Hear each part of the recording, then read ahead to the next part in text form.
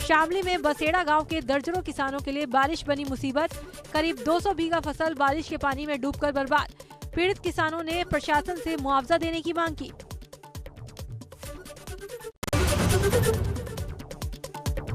हमीरपुर जिले में खाद्य विभाग ने 2 दाल मिलों में की छापेमारी।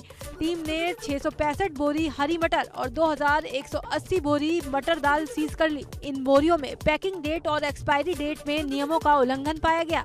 इस कार्रवाई से दाल व्यवसायियों में हड़कंप।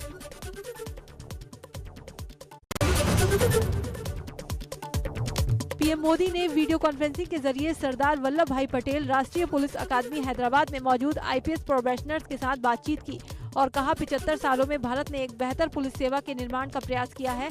पुलिस ट्रेनिंग से जुड़े इंफ्रास्ट्रक्चर में भी हाल के सालों में बहुत सुधार हुआ है। प्रधानमंत्री ने कहा, आपको हमेशा ये याद रखना है कि आप एक भारत श्रेष्ठ भारत के भी ध्वजावाहक हैं। इसलिए आपके हर एक्शन, आपकी हर गतिविधि में नेशन फर्स्ट, ऑलवेज फर्स्ट, राष्ट्र प्रथम, सदैव प्रथम की भावना रिफ्लेक्ट होनी चाहिए। पीएम ने ट्रेनी आईपीएस अफसरों को एक मंत्र भी दिया। कहा, आपकी सेवाएं देश के अलग अलग जिलों में होंगी, शहरों में होंगी। इसलिए फील्ड में रहते हुए आप जो भी फैसले लें उसमें देशहित होना चाहिए। प्रधानमंत्री बोले, 1930 से 1947 के बीच देश में जो ज्वार उठा, जिस तरह देश के युवा आगे बढ़कर आए, वही मनोभाव आपके भीतर अपेक्षित है। उस समय देश के लोग स्वराज्य के लिए लड़े थे, आज आपको सुराज्य के लिए आगे बढ़ना है।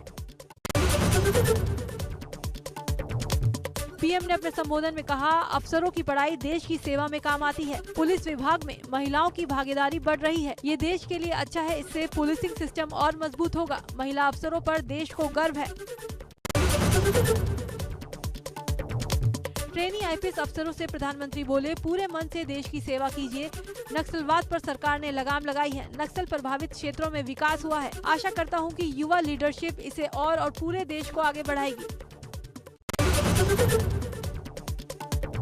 अपने संबोधन में पीएम ने कहा, वित्तीय धोखाधड़ी एक बड़ी चुनौती बन गई है। इसने अपराध को थानों, जिलों और राज्यों की सीमा से बाहर निकलकर राष्ट्रीय और अंतर्राष्ट्रीय चुनौती बना दिया है। इससे निपटने के लिए भी सरकार कई कदम उठा रही है।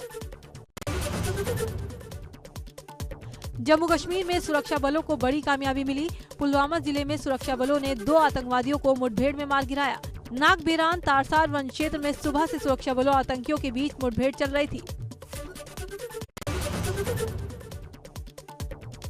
जम्मू में आईईडी के जरिए धार्मिक स्थानों को दहलाने की साजिश के मामले में अलग अलग स्थानों पर रेड। एनआईए की टीम ने शोपिया समेत 14 जगहों पर छापा मारा। 27 जून को जम्मू के नरवाल इलाके से आईईडी के साथ पुलिस ने 2 लोगों को किया था गिरफ्तार।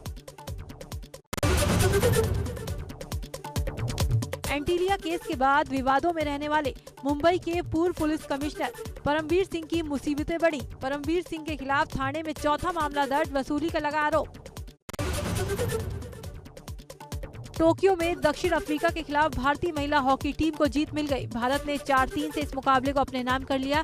भारत की ये लगातार दूसरी जीत है। इससे पहले भारत ने शुक्रवार को आयरलैंड को हराया था।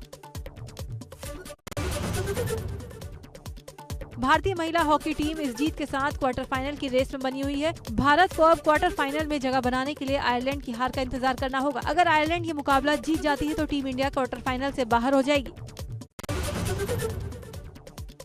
टोक्यो ओलंपिक के 9वें दिन कमलप्रीत कौर ने डिस्कस थ्रो में फाइनल में अपनी जगह पक्की कर ली। क्वालिफिकेशन राउंड में ग्रुप बी से कौर ने तीसरे प्रयास में 64 मीटर का स्कोर हासिल किया और दूसरे स्थान पर रही। कमलप्रीत भारत की ओर से रिकॉर्ड स्कोर करने वाली खिलाड़ी बन गई। 2 अगस्त को फाइनल मुकाबला होगा। तीरंदाजी में भारत की उम्मीदें खत्म। मेंस क्वार्टर फाइनल में भारतीय तीरंदाज अथनुदास जापान के ताकाहारू फुरुकामा से 4-6 से हार गए। भारत की पदक उम्मीद मुक्केबाज Amit Panghal pre quarter final में हारे। रियो ओलंपिक के रजत पदक विजेता कोलंबिया के यूबेर्जेन मार्टिनेज से 1-4 से हारकर टोक्यो ओलंपिक से हुए बाहर। पंघाल का ये पहला ओलंपिक था।